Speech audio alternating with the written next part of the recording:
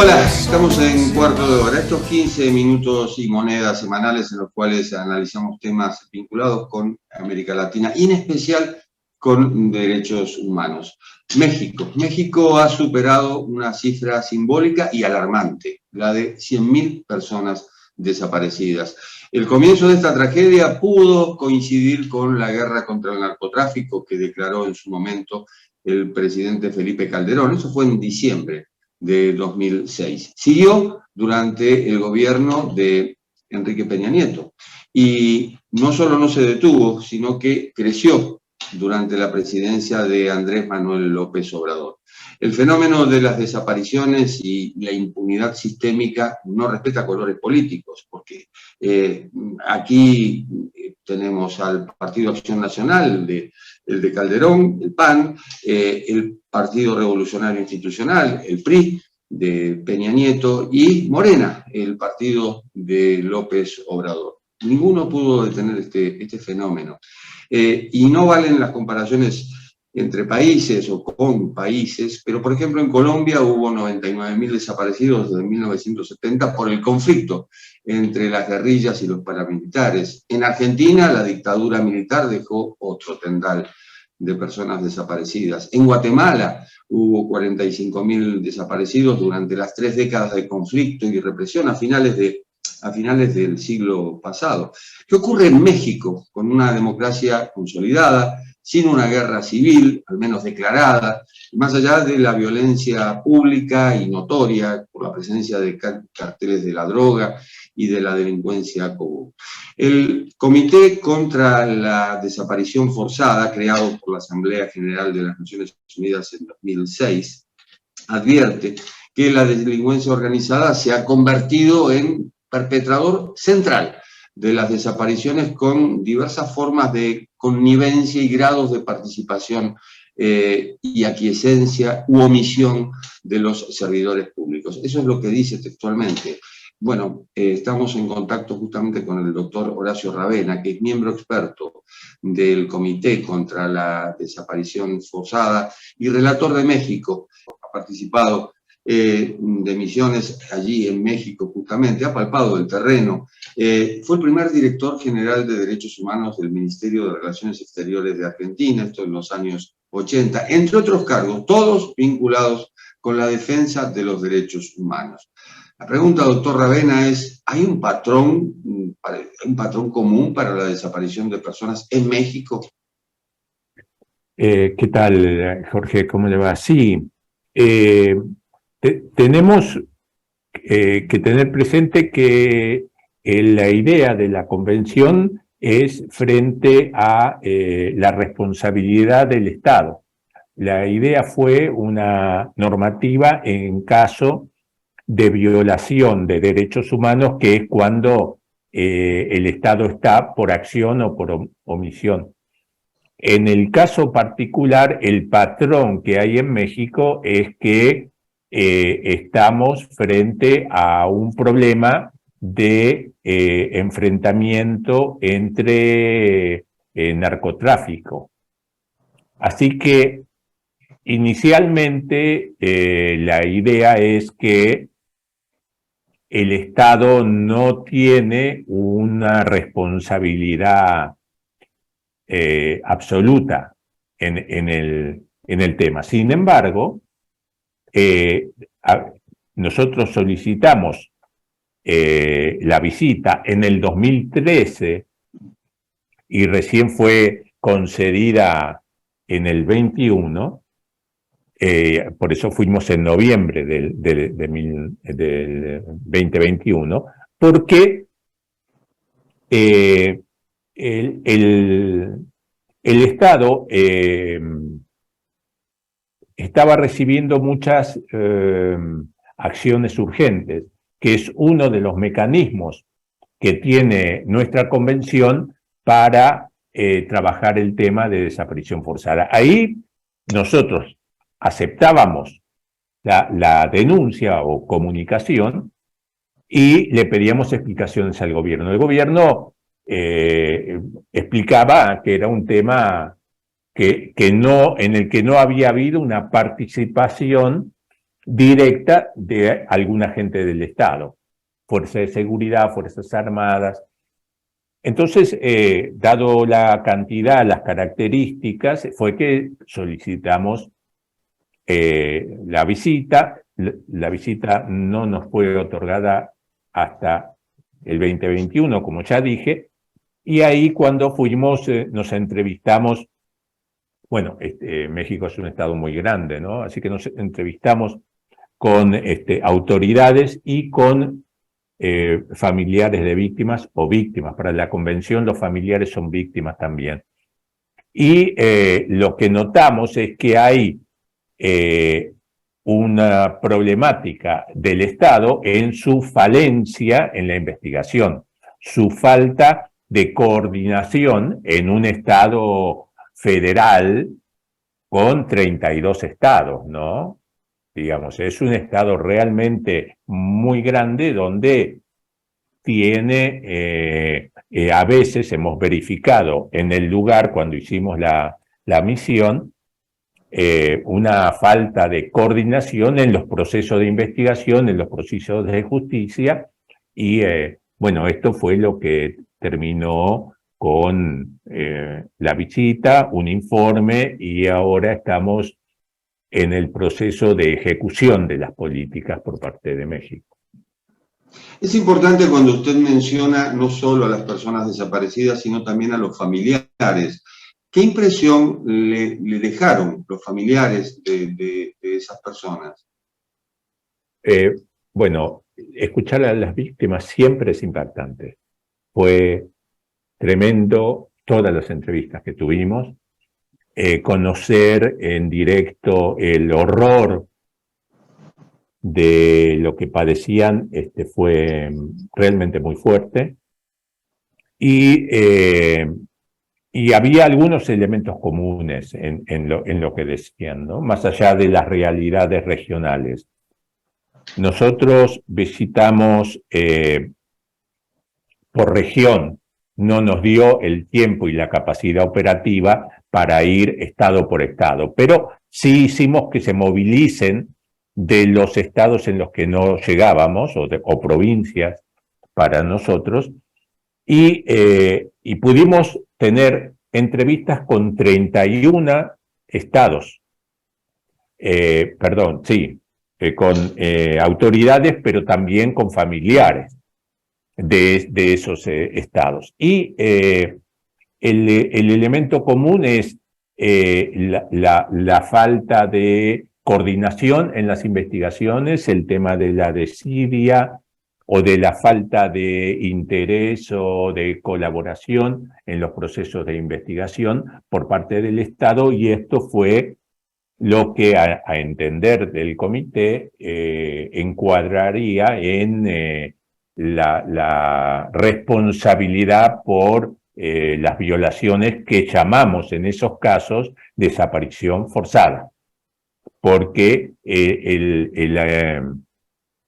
el documento, el informe nuestro tiene algunas referencias a desapariciones, que son desapariciones genéricas en donde no le estamos haciendo un cargo al Estado, y desapariciones forzadas, donde están dirigidas a analizar la responsabilidad del Estado en el caso concreto. No por la comisión por agentes, pero sí por actitudes de complicidad o de aquiescencia por parte del Estado que no da una respuesta satisfactoria al fenómeno, al problema, ¿no? Sin embargo, refiere el informe impunidad sistémica e impotencia de parte de los familiares. Sí. La característica de los familiares es que notan que no hay una voluntad, que no hay un interés, y bueno, repito, no hay coordinación, y eso es fundamental entre los distintos organismos del Estado y entre los distintos estados provinciales. Perdón. Algo preocupante es el incremento de desapariciones de mujeres, niñas, niños, adolescentes. inclusive ciertos casos de discriminación. En el caso de México, ya sea por el idioma, por la comunidad indígena, la comunidad LGTBI, en fin, esto también, digamos que engrosa la lista de preocupaciones que evidentemente tiene la sociedad. Esto es el perfil de las desapariciones y es un error, como le decía al principio cuando escuchamos. La característica general es que en los hombres encontramos que es más o menos entre los 16, 18 y 40 años, pero en las mujeres empiezan a los 12, a los 12 años, y en muchos casos tiene que ver con la explotación sexual. Hemos recibido algunas denuncias individuales sobre tráfico de órganos y tenemos un problema importante con los migrantes, ¿no? Con los migrantes que atraviesan el territorio de México, que vienen fundamentalmente de Centroamérica y que van hacia el norte.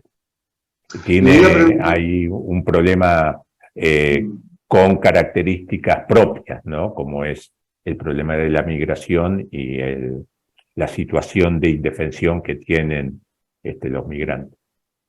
Le iba a preguntar justamente por eso, porque hoy es un fenómeno muy particular en México, de personas de América Central, de Venezuela, que se están agolpando en la frontera con Estados Unidos.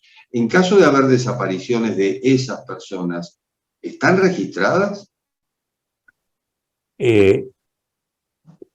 Ellos tienen una política de detección del migrante y de devolución, lo colocan en la frontera cuando lo detectan. Digamos, cumplen el proceso de identificación y de atención al tema de salud, que es uno de los requisitos. Lo que luego termina y que es crítico en nuestro informe es con el tema de dejarlos en la frontera, no devolverlos a un país, sino dejarlos en la frontera sur, no en la norte, ¿no? En la sur, para que vuelvan por sus propios medios. Están indocumentados, sin nada de dinero, y si tenían algo lo perdieron en el intento de ir, ¿no?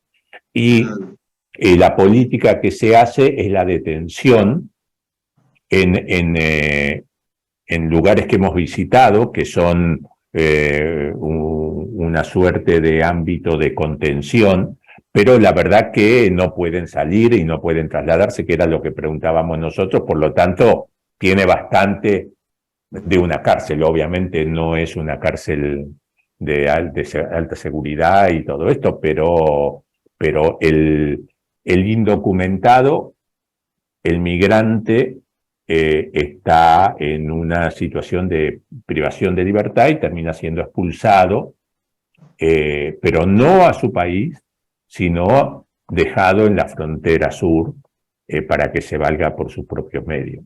Eso profundiza la situación de indefensión y la gravedad, ¿no? Doctor Ravena, ¿hay algún caso en particular, porque estamos hablando en forma global, pero hay algún caso en particular que a usted le haya tocado el corazón, como quien dice? Sí, muchos. Lo de los 33 estudiantes, algunos casos particulares que hemos tratado en el informe a veces citar frases o cosas que nos decían los familiares como una manera de ponerles voz, ¿no? En lugar de hacer una reflexión nosotros dentro del relato del problema lo citábamos, ¿no? Y a mí me impactó mucho un un padre que le había desaparecido la hija y estaba buscando la hija con mucha fuerza, enfrentando. Cuando los van a buscar en cementerios clandestinos y toman contacto con el narcotráfico, con las distintas mafias. Y entonces su hijo le dice: mirá, papá, no quiero que vayas solo, es mi hermana, voy a ir con vos. Y le desaparecieron el hijo también. Entonces nos decía en la reunión, dice: yo ya estoy para morir, solo busco a los de los demás, pero sé que estoy por morir. Y fue muy fuerte, ¿no? Muy fuerte. Así como en estos días fines creo que en diciembre, mataron a una buscadora con la que nos habíamos entrevistado, ¿no? Y bueno, era una madre que recoge restos de cuerpos para que hagan el ADN, si pueden, de un hueso, para ver si en eso en esos restos totalmente mezclados hay una parte de su hijo, ¿no? Sí, es muy fuerte, es inimaginable. Pensar que a las niñas las secuestran esperando que tengan la menarca para violarlas y que queden embarazadas para tener bebés que entran en el mercado, es muy fuerte. Es desgarrador, y sobre todo cuando menciona a ese padre o a un padre. Recuerdo el poeta argentino Juan Gelman, radicado en México después de la desaparición de su hijo Marcelo en Argentina. Alguna vez me dijo: estamos preparados para ser huérfanos de padres, no huérfanos de hijos. Y no ha de haber dolor más grande que justamente no conocer el paradero de un hijo o de cualquier familiar en este caso. Sí, no se puede elaborar el duelo porque el desaparecido fue desaparecido con vida y no hay ninguna verificación de que está muerto, y la resistencia a declararlo muerto el familiar, cesar en la búsqueda cuando eso no hay prueba de eso, y es una responsabilidad, ¿no? Que tiene el Estado, que tenemos nosotros como miembros de Naciones Unidas para colaborar, reclamar, buscar y tratar de que se apliquen todas las normativas internacionales para garantizar la integridad física y el respeto de los derechos humanos. Y brindarles una certeza justamente a los familiares. Así es, sí. Por eso no solamente nos preocupamos por la suerte en el proceso de búsqueda, sino también en el tema de la reparación y en el tema de la verdad. Doctor Ravena, ha sido muy amable. Al contrario, para mí ha sido un gusto, Jorge. Hasta todo momento, buenas tardes. Muchas gracias. Adiós. Y bueno, revelamos ahora, este es el programa número 50 de Cuarto de Hora de Cadal TV, y va de suyo el agradecimiento por la confianza al director, a Gabriel Salvia, y a la productora, a Lisette Kugler. En este caso tocamos un tema triste. Normalmente tocamos temas que tienen que ver justamente con derechos humanos, con política, con economía. Hoy hablamos de lo que ocurrió en México. Nos reencontramos en el programa número 51. Desaparecidos buscan el agua y en los matorrales. ¿Y por qué es que se desaparecen?